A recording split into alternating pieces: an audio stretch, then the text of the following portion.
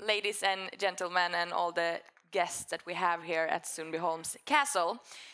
I hope you had a good night's sleep, and if you don't remember from last night's dinner, my name is Denise Westerberg and I'm the Master of Ceremonies for this entire weekend here at this conference at Sundbyholm's castle. This weekend we will dive into a lot of different subjects, from winning the culture war, media hegemony, from woke capitalism to green conservatism, and much more. We have a big group of different panelists and speakers from all over the world that will give us their insights on these subjects. So, without further ado, let's get started, and let's get started with the first panel. And the first panel of the day, of this weekend, is focused on countering the hegemony of left liberal media. Because I'm sure you have the same view of it, that sometimes it feels those center-right voices are missing from mainstream media, and that the news agenda is leftist. But in the recent year, we have witnessed the growth of new publications that offer the public media that better reflects their beliefs. So today we have an esteemed panel who will share their perspective on this important topic. So I'm gonna stand here and welcome the first panelist. We have Pitt, is a British contributing writer to the European Conservative magazine and a regular columnist for other outlets such as The Critic, Spiked and The Spectator. Applause.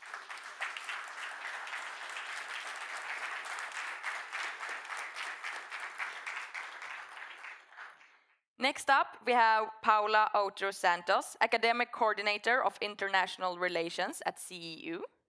Big applause.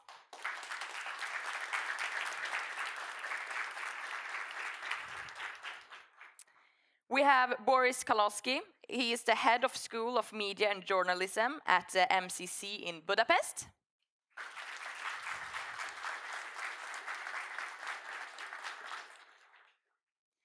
And we have Vasilios Zoupounidis, the CEO of Epoch Times.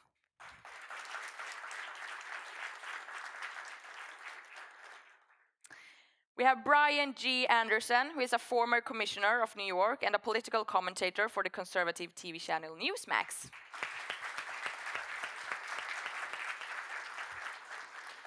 And to moderate this panel and get the guests to dive deep into this subject, we have Arvid Hallén, the program director at Oikos.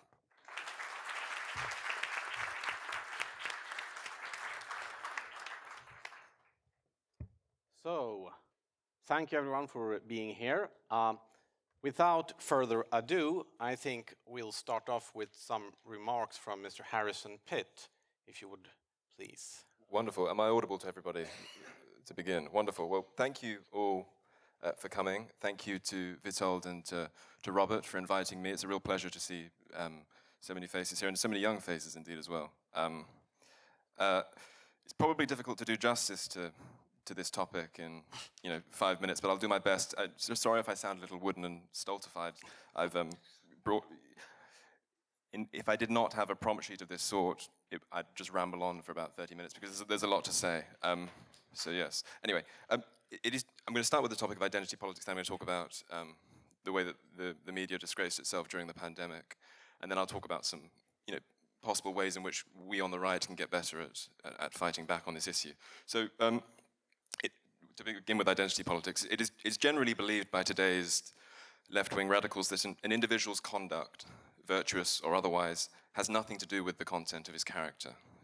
They hold that it is the product, that behavior is ultimately the product of the system in which an individual finds himself. And so once this is tied to an obsession with identity, as it is on the modern left, this has caused an earthquake under the Christian moral landscape that the West once inhabited. And so to give a paradigmatic example on this, having adopted this distorting prism, as I say our culture has, as if by magic it becomes feasible for CNN's Van Jones to blame the killing of Tyre Nichols recently at the hands of 5 black police officers on that most shape-shifting of foes, white supremacy. So here's a quote from a CNN opinion article recently. Quote, "The police who killed Ty Nichols were black, but they might still have been driven by racism. We are invited to believe that the moral agency of these violent black officers does not matter half as much as the anti-black system that they supposedly represent." And so this is a preposterous idea on its face, obviously, but the cumulative drip quality and net result of such commentary is a substantial number of American citizens, namely those on the left, with effectively psychotic views on the threat law enforcement poses to innocent black men. And to give you one point of contact with the data on this, asked how many unarmed blacks were killed by police in 2021, half of self-described American liberals guessed 100, and over 20% of them guessed as high as 1,000. The actual number was 11. Yet these media-forged delusions, lapped up by the left-wing consumers of CNN and the New York Times and other mainstream outlets, fuel something very real, a fanatical hatred for our countries and their heritage, which translated practically into riots and burning cities in the summer of 2020. So that's one example of how egregious mainstream media bias can be in practice. We witnessed a similar phenomenon, of course, during the pandemic. In my country, mainstream media outlets managed to combine the worst kind of flattery with the worst kind of skepticism. Their line of questioning to Boris Johnson was the following: "We rather like all of the untested, draconian measures that you're passing, but how about passing them quicker and making them harder?" That was effectively the mainstream media line in Britain. And I promise I'm not just trying to ingratiate myself with this overwhelmingly Swedish audience when I say that this fine country distinguished itself in all of the world by refusing to go along with the panicked experimental dogma that the only way to avert mass catastrophe was by plunging your own population into isolation and misery. You held firm on that.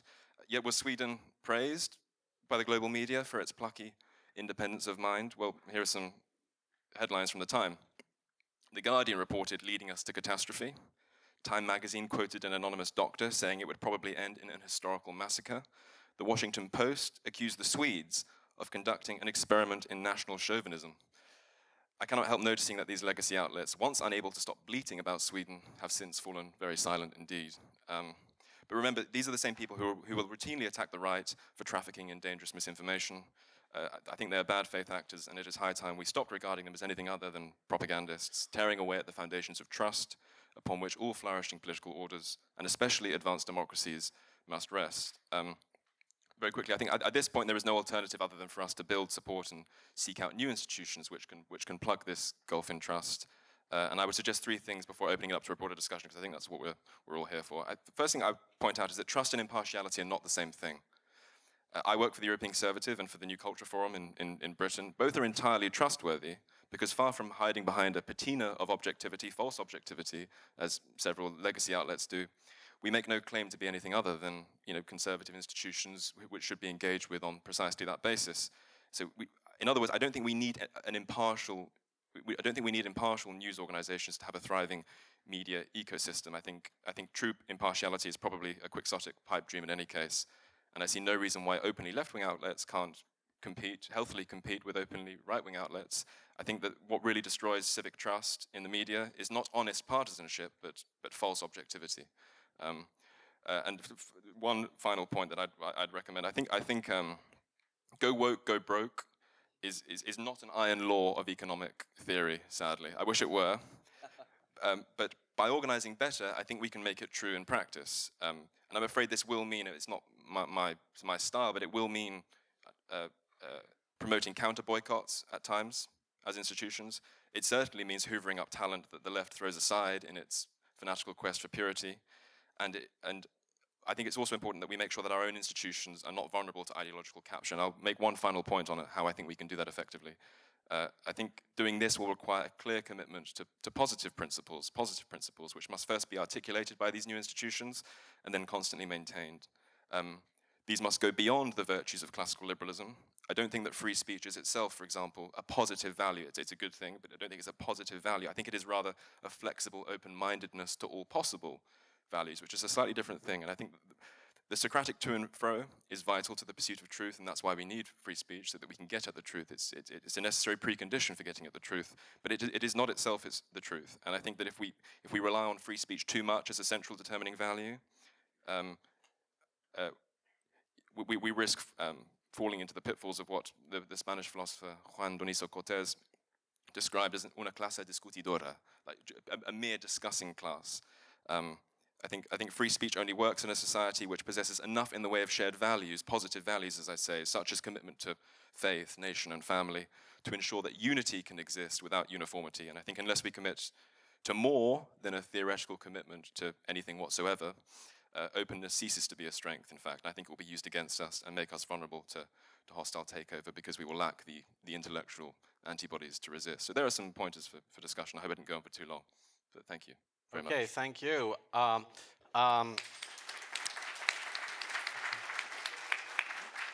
Whenever someone quotes Juan Donoso Cortés, I know my day is already made. So I'm very happy about that. I could just make a short comment on our pandemic response in Sweden. I'm afraid perhaps it wasn't the way it was because of a government which loves liberty, but maybe a government which hated making actual decisions. All right, I'll leave the word to Mr. Boris Kálnoky, please. Good morning, and thank you for having me. I have a slight pollen allergy, so if I start sneezing and behaving strangely on stage, please forgive me. I will begin with a story. Berlin, the city of Berlin, has a new mayor and a new government led by the Christian Democratic CDU. And the reason is investigative reporting by a new guerrilla media outlet called Tichys Einblick.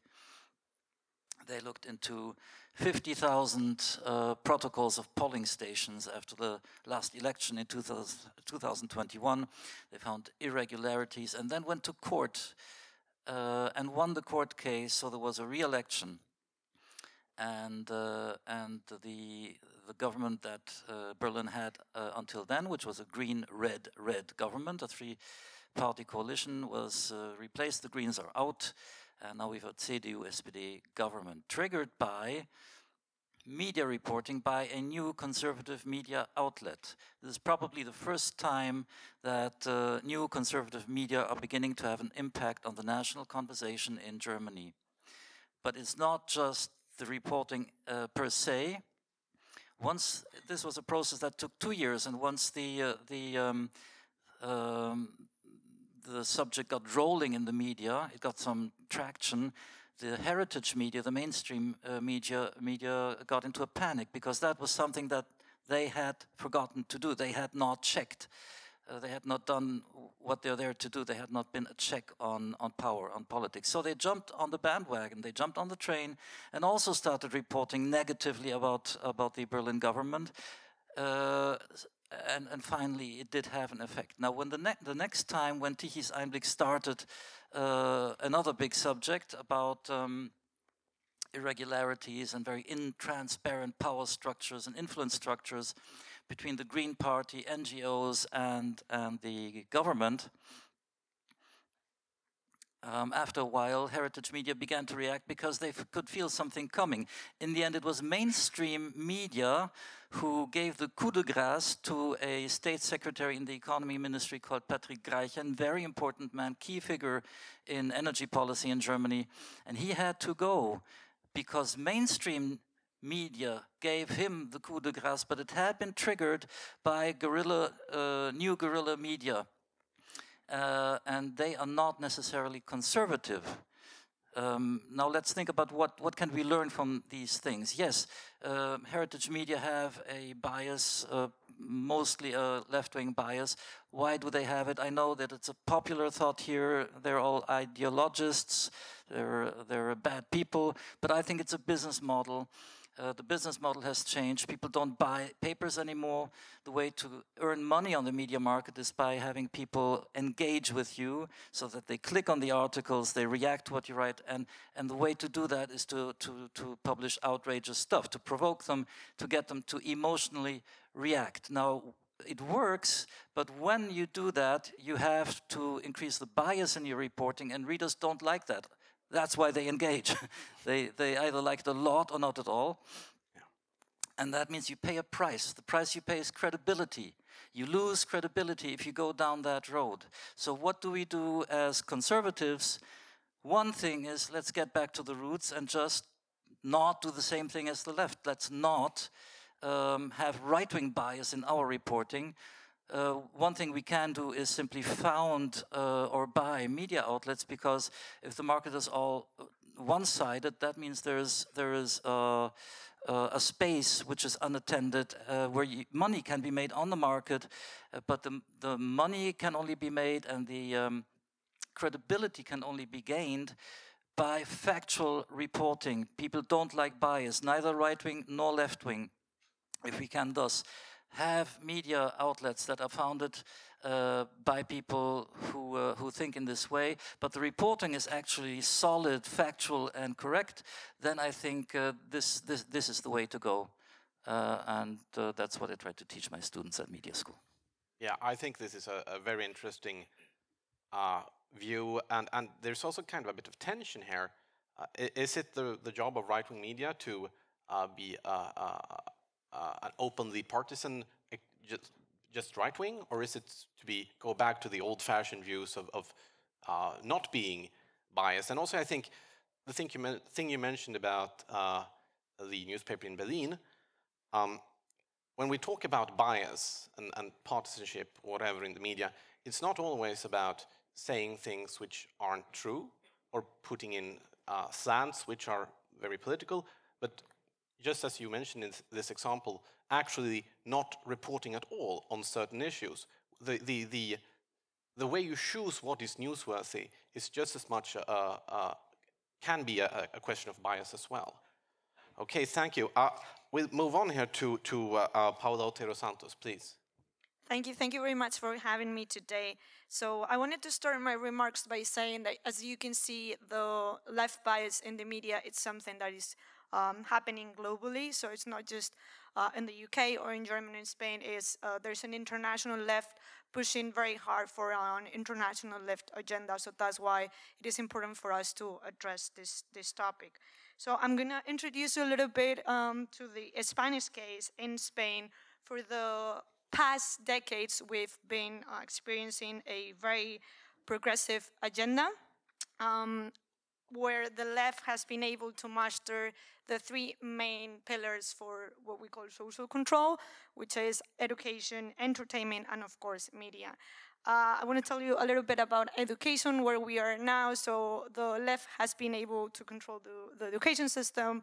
Even they've changed the narrative of our history. Now when we learn the history of our country, for example, the Civil War, we are the only country where the losers are now the big heroes in our country, which is kind of an amazing, so they have definitely won the narrative here.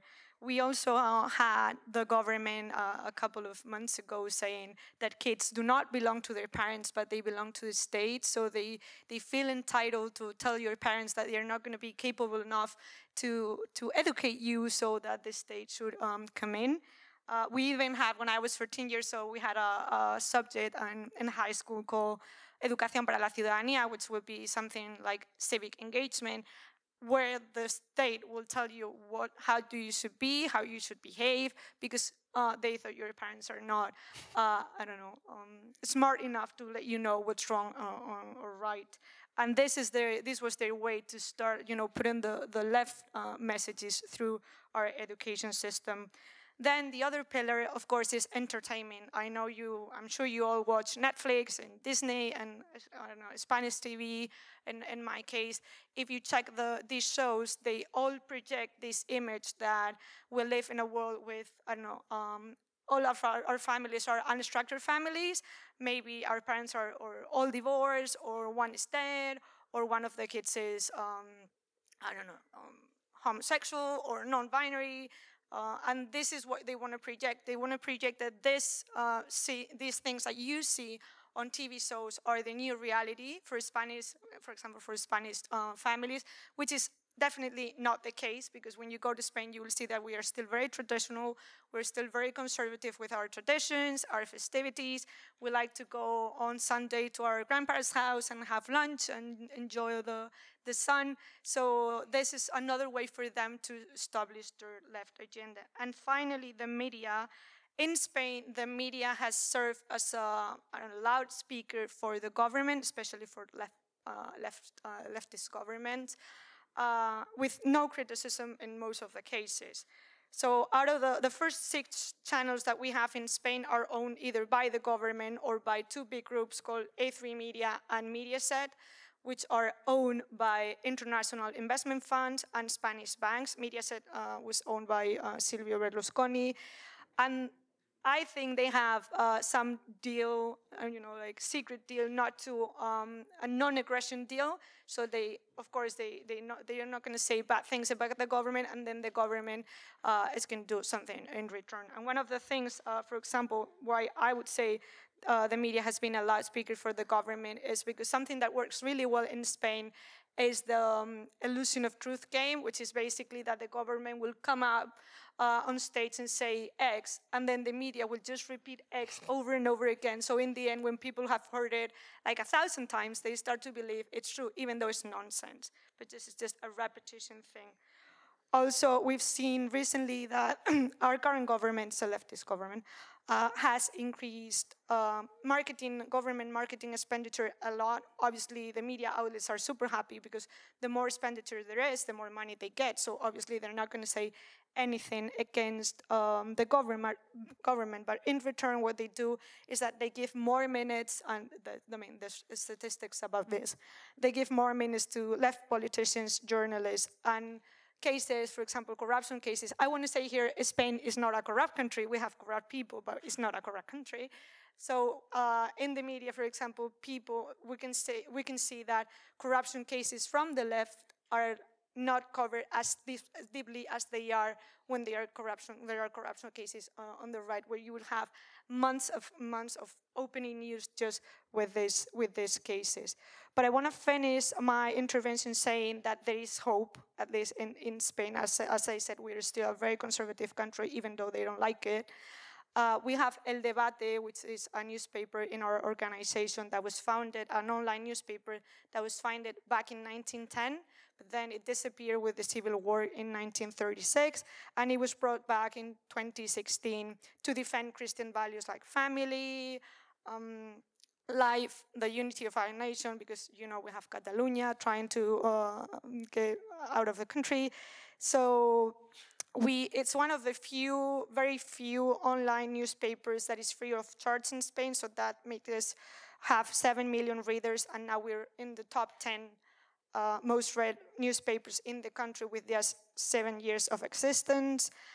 We are going to open a subsidiary in Brussels because we still believe that there's so much things we can do.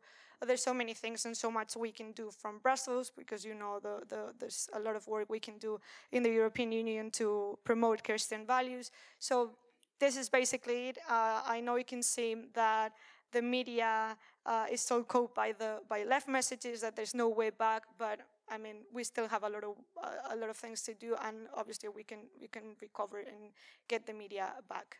Thank you. Yeah, thank you. This actually reminds me a bit about the media situation in Sweden maybe a decade ago, where we had a very quite compact left-wing media, and there wasn't really that much right-wing media around. And then in the last decade or so, there's been first an immediate phase of growth with lots of right-wing alternative media, and then the mainstream media kind of started shifting into perhaps not a right-wing narrative, but a less biased narrative, which led to a certain extent, the decline of alternative right-wing media. Have you seen any kind of effect on the mainstream media, given that this newspaper has become like one of the 10th biggest online presences? Yes, I would say that this is a personal opinion. In Spain, what happens is that whenever you defend common sense, it's right-wing media. So I think now, because of all these, the new parties coming in, political parties like Vox or, I don't know, newspapers like El Debate, we're kind of sending the messages that there's nothing wrong about defending common sense, about defending tradition. Because if you think about it, tradition is what's left after so many years of trying, and then you see traditional values are what's worth defending for now. So in the end, what we're seeing now is that maybe a little bit more defense of common sense, so less left-wing bias, but again, there's still this idea that whenever you defend common sense, you're right-wing, and you're the worst thing that can happen to the country. So, but I mean, I think that there's hope, and I agree that people, when you present facts to people that are undeniable, they don't look anymore if it's right wing or left wing. They just agree that this is how things should be told. Okay, thank you. Before I leave the word to Mr. Zoupounidis, I noticed that you mentioned Mr. Berlusconi and his Mediaset company, and I would like to say lots of things, and I will say absolutely none of them on stage, but afterwards I might have some comments off screen. So please, Mr. Zoupounidis, you have the, here. Thank you. So I would like to refer to the former speakers here by actually explaining something about the media that I represent, that is Epoch Times. So Epoch Times is the most widely spread media in the world. We publish in 36 countries in 22 languages. So I'm the publisher for the Swedish edition here. And we have a quite interesting story actually that tells us a lot about what's happening here in the West today. Because our paper, the first edition of the Epoch Times, was a Chinese edition actually. And it was started by Chinese Americans who actually lived in exile in the US. So they were persecuted in China because of their faith, right? So they were, maybe you've heard of Falun Gong practitioners. It's a Chinese meditation discipline. So they were persecuted. So they thought that how can we address this problem in China, right? So what is it that is the main driving force in society and making society, well, like here it becomes like left wing, right? So of course it's the media. So in China, the media is state-owned, as you know, or state-regulated or controlled. So their idea was to start a media that is like Western media was back then, like an objective kind of media. So they thought like this, that if we only can report in an objective way, people will understand the truth, right? So, and what happened since then was actually that they were right, because today the Chinese language edition is the biggest Chinese newspaper outside of China, of course, because in China it's banned, right? So our first journalists in China, they were jailed and tortured, and some were killed. So since then, of course, we don't have journalists in China who work like openly, right? So so coming back here to the West now, what's happening here is what's been going on in China for many years, right? Although the media in China is state-owned and is, of course, protecting the party, right, the Communist Party, because it's owned by the party. But here in the West, it's like the media has taken it upon themselves to protect the party, right? No one has forced them. This is their ideology. So our idea is to do the same thing here in the West, of course. So to report the news just like we usually say, it's klassisk nyhetsrapportering, so classical reporting the news as it should be, right? As everyone is being taught in school how it should be. So what we have seen is that actually we think that people have an innate goodness that they have gained from this culture that we have here in the West, right? Is a culture of faith, of Christian faith, of course. And by seeing and reading objective news, one can make one's own decision of what one thinks is right or wrong. And so getting back to what you were talking about before, I think this is actually the correct way to go, not to lean, left or right, because people are not stupid, I think. They're very smart, actually, and they can see the truth when they read about it. So, so what has happened is that we have become such a big media group, actually, just because of this. Of course, we have been, people are saying that we are very right-wing, we're extreme right-wing, we're QAnon and all those things. I mean, whatever you read about us will be those kind of things, right, on Wikipedia or on the net. But that's, of course, because, as you know, most of the media is left-wing, so that makes us then right-wing, of course, because we want to be objective, right? So in Sweden here, we have, until today, we have achieved about 20% of the subscriptions that Dagens Nyheter and Svenska Dagbladet has on their weekly edition, because we have a print edition here in Sweden. So it's about roughly 20% of their size when it comes to the weekly edition. And I have put some of our print papers here on the grand piano outside here, so you can pick one for yourselves when you leave here. Okay, thank you very much. Thank you. I think we'll move on straight away, and I'll say something I've been wanting to say on stage ever since I saw the first Matrix movie. Mr. Andersson? Good morning, everyone. My name is Brian, and I'm a conservative. It's good to be here. Thank you to the sponsors of this organization. Thank you to Matthias Carlson, a friend. Thanks for all your great work. I'm just a kid from the Bronx. I don't know what I'm doing on a panel with these learned people who said everything I wanted to say, so I'm done. Only kidding. Growing up in New York City has always been an adventure. And again, I'm just a normal kid from the Bronx who would read a lot of newspapers. So I'm amused by this. It sometimes feels as though the center ice voices are missing. Sometimes. Where have you been living? In New York City, you know, we had great newspapers. And the New York Times, when I was growing up, was a great newspaper for lots of things. I would want to read about things that were going on in New York, the space programs, a lot of fun things, science. And it was a great newspaper.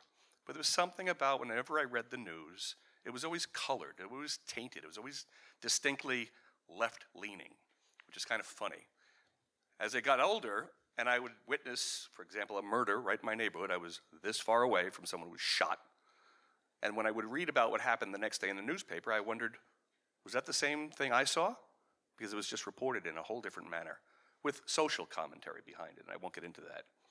Then I became fortunate that I became a little political involved, which again, young leaders, yes, I'm also encouraged to be here with young people who are doing this as well, because I did that. And I followed this up-and-coming guy who was in law enforcement originally, a guy named Rudy Giuliani. And he promised New York City that, are you tired of 2,200 murders a year in our city? That's 7 a day, every day. The city can't survive that. Families don't want to live here. Companies won't stay here. Visitors won't come here if it's not a safe city. So elect me, and if I do nothing else, hold me responsible for that. And he did the job. As a matter of fact, that death rate is still coming down years after his mayoralty. So there's something to be said. But he was castigated. He was labeled. He was, again, I would go to news conferences and press conferences where I would see him speak to certain issues. He would pick out the reporters and insist that they ask about certain topics. And I would go home and read what transpired at that press conference the next day. And I was stunned. Is that the same place that I was? Was that what I heard? Because it wasn't.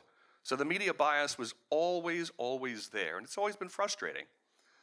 I'm a Swedish American on one side of my family, and I did a lot of genealogy. I was in touch with a lot of my cousins here through the magic of Facebook, which is wonderful. You know, the good part of Facebook is everyone has an opinion and states it. The bad part of Facebook is everyone has an opinion and states it. So you have to sort it out, and that's up to you to sort out, but at least it's there for you to sort out. So I was intrigued by this up-and-coming party who, when they first were elected to parliament, got the required number. So many of my cousins were beating their breasts going, what have we come to in this country? What are you talking about? This is democracy. No, this party obviously made its case. So I need to find out a little bit more about these Sweden Democrats. And again, through the magic of Facebook and contacting people, I was ultimately able to talk to Matthias Carlson one day and say, you guys are doing great work, but how come we are always known as the far right? There's nobody on the right anymore. You're on the far right. No one's on the far left. They're just the left. You know, you can't have a discussion about the Sweden Democrats in the newspaper without the first sentence or the second sentence proclaiming they have neo-Nazi roots. Well, you still have a fully functioning communist party in this country too, but that's okay. So I'm a little disturbed by that. I'm a New Yorker, I don't have patience for this. But the good news is media is sorting itself out in the United States. I'm flattered that you mentioned the New York Times, CNN, that they have this world impact. It's great. But boy, they're self-destructing. And it's a pleasure to watch. Because I work sometimes at Newsmax. I know the the chief executive officer of Newsmax, Chris Ruddy, who says, you'd be great on television. Why don't you come on and we'll try you out on live TV? And I just spoke my mind, and it's good television. And they also have commercials where they say, we just report the news. You can make up your own minds. You're intelligent people. Well, the numbers are now going through the roof.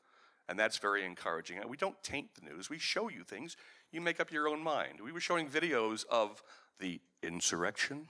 Oh, that insurrection at the Capitol where all these people were killed. No, one person was killed that day. And it was a white woman, unarmed woman, killed by a black cop. Did you ever hear that? Well, we would show you the videos on TV, and no one else was showing this. And it's stunning to me that these other media outlets did not pick this up. But it was deliberate, and now we know it is. So I think people are deciding that it's time to cut this and really to see the news for what it is and find a place where they just give me the news and let me make up my own mind. And you can't label the left wing as hypocrites. That word doesn't have its sting anymore. So we've got to take their playbook and do the same thing and let people make up their own minds. Because you know what? A good discussion is just that. It's a good discussion. And you have your own brains and you have your own minds. And we'll find our friendly people. And it'll be different on different topics, too. But that's the beauty of the media. You can present everything and let people make up their own mind. So anyway, it's a pleasure to be here.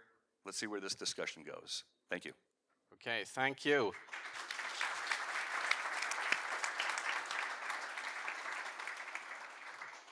I think one very interesting question here, which I think has been touched on a few times already, is what is the role of right-wing media actually supposed to be? Is it supposed to counter left-wing media, or is it supposed to strive for non-partisanship, or are there supposed to be different kinds of right-wing media who do different things?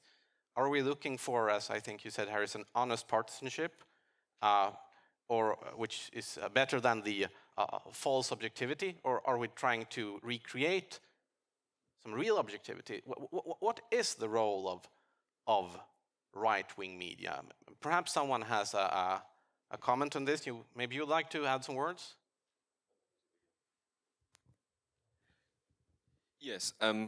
So to be clear, when I say honest partisanship, I don't mean the right being as, unscrupulous as the left when it comes to. So, for example, the fact that Ashley Babbitt was killed on Capitol Hill, the way in which CNN will lie about that, not by fabricating facts, but there's sort of more lies by omission.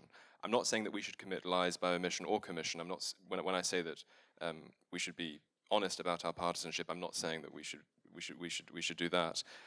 I think there are two kinds of bias. I think that there is that kind of bias where you are lying by omission or by commission, and there is probably the inescapable bias of the stories you select to report on in the first place, and that's obviously going to reflect, your ideological priors. And so I'm just saying that I do think that achieving an epistemological standpoint of perfect viewpoint neutrality, as I said, is probably a bit of a quixotic pipe dream. I don't think we're going to be able to do that. But I do think that we should engage with the facts. We should have guardrails in the media. We should make sure that we're not being unscrupulous. And, Margaret Thatcher famously said that the facts of life are conservative, so we should have nothing to fear from them, I suppose.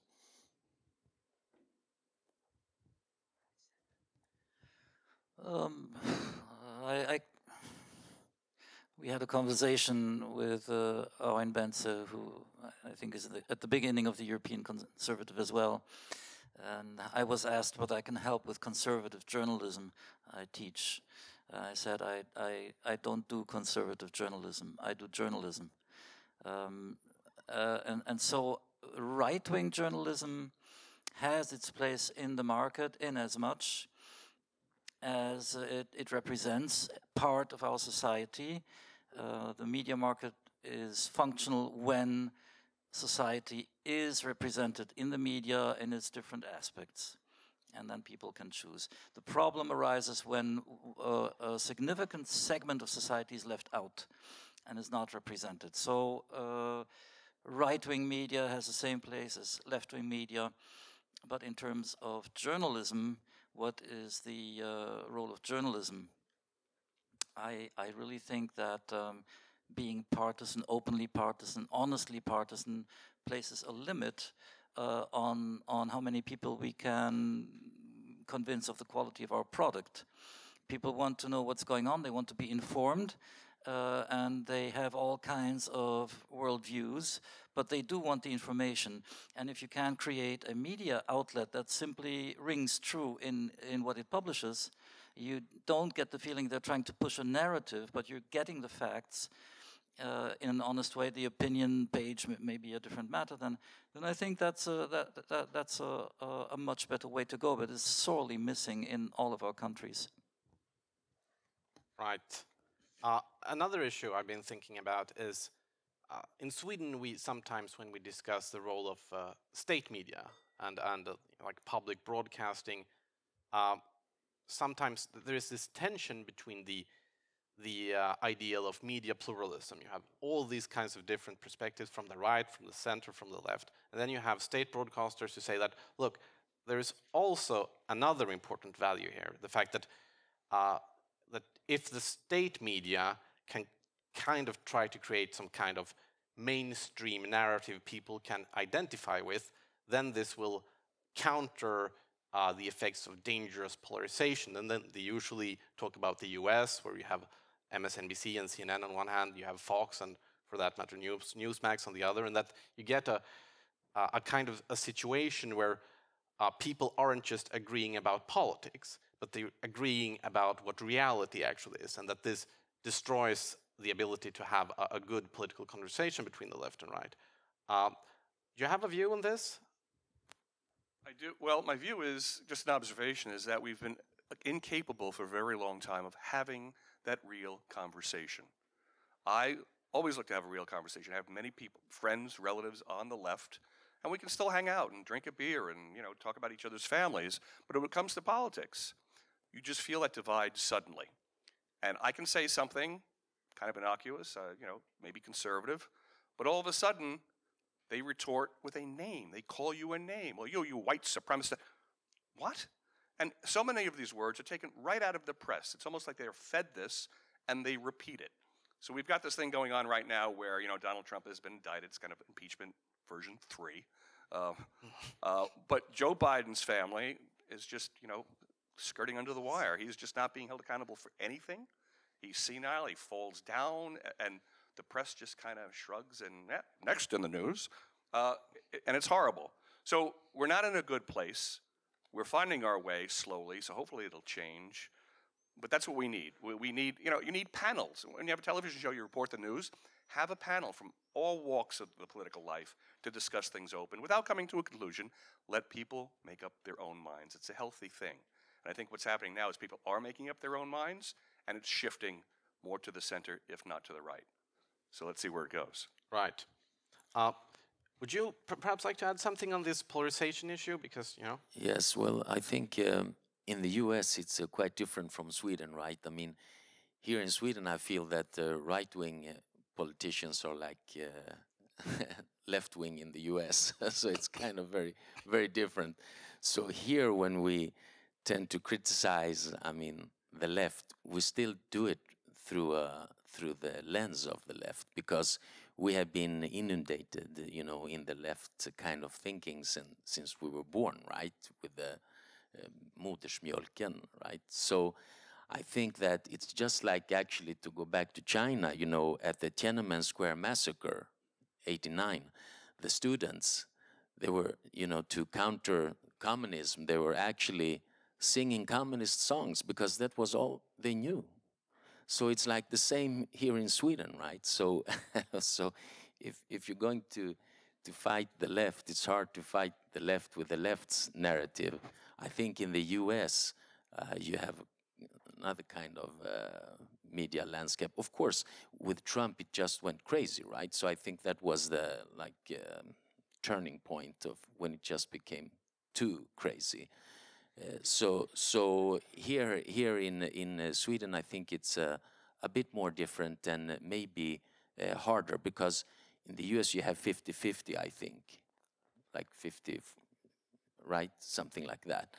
Let's say something like that. But here in Sweden, it's a totally different issue. So I think the right-wing media, or if you want to call it conservative or centric media, has a little bit more of work to do to get the attention, because like you know, like public service that you mentioned here before. I mean, we've been buying into these ideas for our whole life, right? So. Yeah, and you mentioned Trump, by the way.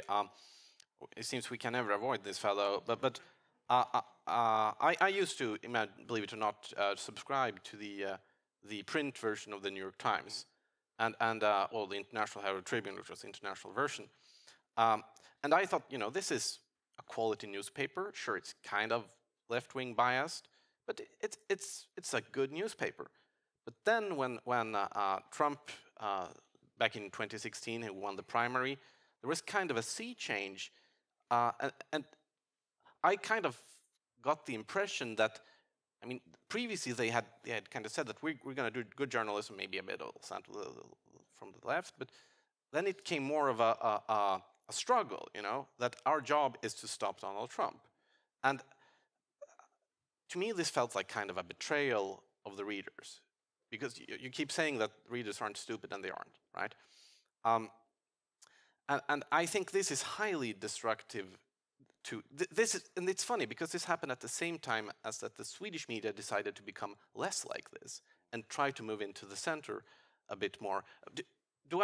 Have I got this completely upside down, or did they become worse, actually? Well, I like exactly what you said, because I subscribe to the New York Times print edition. You know, Sunday mornings the thing weighed 30 pounds. But I wouldn't read the front pages. I would usually skip to the social stuff and read that. But every day leading up to the 2016 election, there was a little chart right on the front, a little graph.